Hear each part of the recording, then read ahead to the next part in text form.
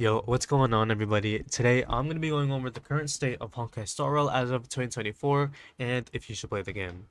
Now simply put, Honkai Star Rail as of right now is at its peak or its golden era or whatever it is you want to call it. The game brings in a breath of fresh air to gacha games with a multitude of different things to do in the game, ranging from simple fun minigames to a compelling story to even a variety of different challenges once you actually get to the endgame. The direction that the game has been heading in recent months has proven its potential, with each new update being better than the previous one. Honkai Star Rail has had nothing but positive developments, releasing just 1 year ago. However, the game as of right now is a completely different game than it was when it first launched. Star Rail features new characters every single update, with some being better than others, and power creep already starting to take in a little bit of an effect on some of the older units, but this doesn't really have too much of an effect on the overall experience with the game. Honkai Star Rail regularly updates every 6 weeks, with each update always bringing in a wide variety of content. Some updates build onto the story, some introduce events, which can be a lot of fun sometimes, but can also be a little bit questionable too. But generally, these updates are always something to look forward to in the game, and the update schedule is rarely ever interrupted. There are also major updates that are added to the game once a year, with the first ever one occurring back in February of this year. Honkai Star Rail is still relatively new for a live service game, but we can expect to see a major update once a year during either the months of February or March. The game's story is currently divided by the 4 different regions in the game as of version 2.3, with there being 4 subsequent arcs for the respective regions. The first of which is the Herta Space Station, which acts as kind of a tutorial stage for new players, but is still a region of its own with its own story. Additionally, the Herta Space Station also has an endgame mode called a Simulated Universe, which players can unlock pretty early on in the game, but as you progress throughout the game, you can dive deeper and deeper into the Simulated Universe game mode. The second region is Urilo 6, a snowy, cold, and desolate planet. This is what is commonly referred to as the first official region, but that's really up to debate. However, the company behind Honkai Star Rail often neglect the Relo 6 as we haven't gotten a limited 5-star from this region since the game launched back in version 1.0. The third region is the Shenzhou Lofu, Hoyoverse's favorite. This is where most of the content in the game was before the fourth region, Penacony, came out. Penacony came out back in version 2.0, with the story arc having just concluded as of version 2.3, which dropped just a couple of days ago. With the conclusion of this arc actually came the confirmation of the next region coming to the game, an unknown and mysterious region by the name of Amphorius. We can expect to see this region coming in version 3.0, but that's not going to be until late February of 2025. Honkai Star Rail excels at drawing in new players along with keeping a high concurrent player count, as Hoyoverse rarely misses with the updates. The game has numerous different progression systems, such as the Simulated Universe game one I mentioned earlier with weekly refreshing rewards, different endgame modes such as Memory of Chaos, Pure Fiction, Apocalyptic Shadow, Divergent Universe, and more to come in the near and distant future. There are also plenty of content that appeals to the casual audience as well. For example, there's always multiple events to do, some of which ends up staying in the game. One of these events is the Origami Bird Clash event, which has just been added to the game as an event, but will be staying in the game as permanent content. It's basically just Candy Crush and Honkai Star Rail, obviously appealing to the more casual players, but ultimately, whether you're a competitive player or just a casual gamer, there will most likely be something in this game that caters towards you. However, it's not all sunshine and rainbows though, as this game is limited by one key element, the gacha factor. Regardless as to how much content this game has, at the end of the day, it is still a gacha game. And because of that, most characters can only be obtained via the gacha system. But there are a multitude of different free characters of different rarities within the game. But if you want to grind your characters to max level and farm the materials needed to do so all in one sitting, you'll be out of luck. Because this is a gacha game, there's a stamina system that limits how much progression you can make within the game on any given day. The developers do give out free stamina often, but most of the time you'll only be using the regular amount of stamina. This means that you have to spend multiple days building your characters little by little, which may sound unappealing to people, but although this is an issue in the game, primarily in the mid game, it's definitely a lot worse of an issue in some of Playverse's other games, such as Genshin Impact. I don't want to bash on other games, whether they're from the same company or not, but I spend a lot more time playing Star Rail than Genshin, yet I still have way more to do in Star Rail than Genshin, despite Genshin being a bigger and older game. Usually I'll run on a content a few weeks after patch drops in Genshin, but in Star Rail, I often find myself still having leftover content from previous patches when a new patch drops.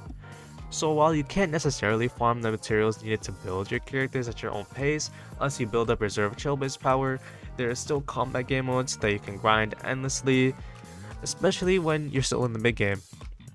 I'm primarily talking about the two sub-game modes under Simulated Universe, Swarm Disaster and Golden Gears. While these two combat game modes don't have any replay value, they compensate for this by providing players with an insidious amount of content and playtime. But there's more to look forward to than just combat and events.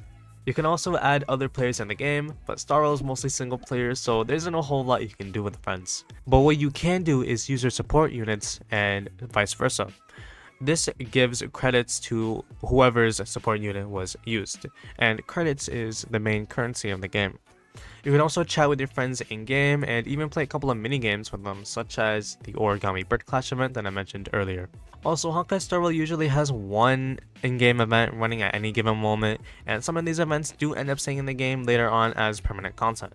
These events get added to a tab in the events menu called the Conventional Memoir, where you can replay these events and get a portion of the rewards from when they originally ran.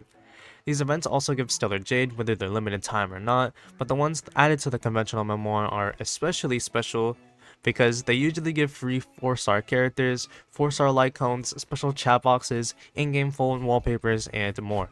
Like I said earlier, some of these events people generally find fun, such as Ethereum Wars, which is basically an entire Pokemon game within Star Rail where you capture and train the monsters you normally find in the overworld and compete in a grand tournament. And there's also events in the Conventional Memoir that are a little bit questionable, like the Clocky Dream Joy Memoir event, which makes you a movie maker, but it's not as fun as it might sound.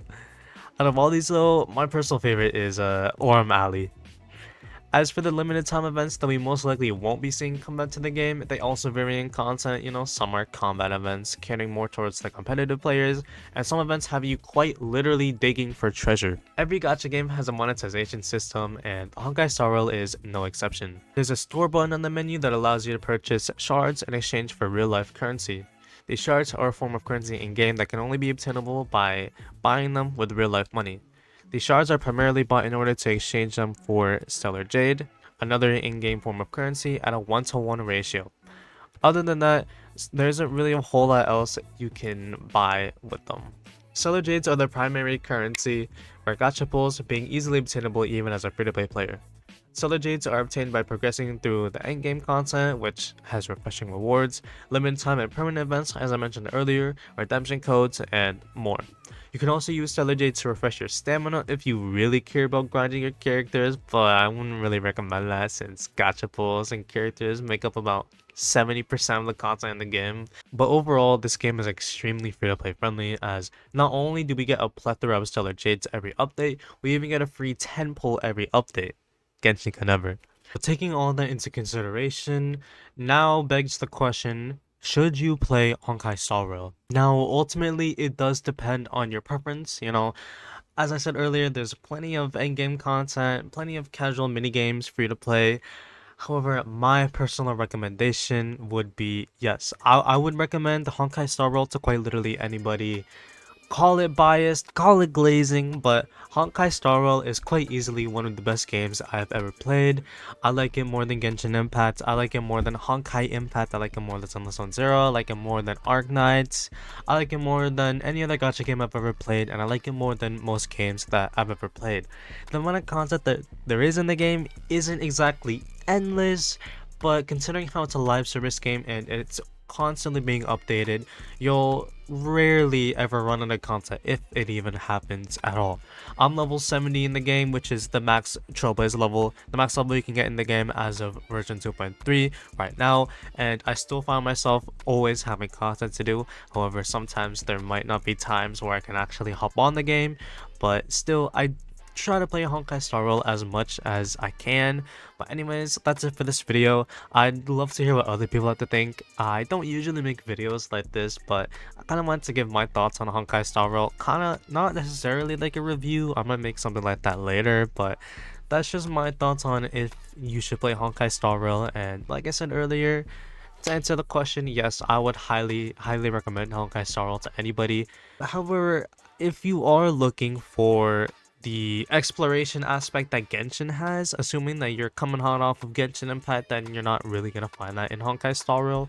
However, there is still quite a bit of exploration that you can do in the game, but it is a lot more limited than it is in Genshin Impact. So if that's what you're expecting, you might be a little bit let down, but Star Rail compensates for this by adding so much more different types of content to the game, as I talked about numerous times in this video. But anyways, that's it. Goodbye.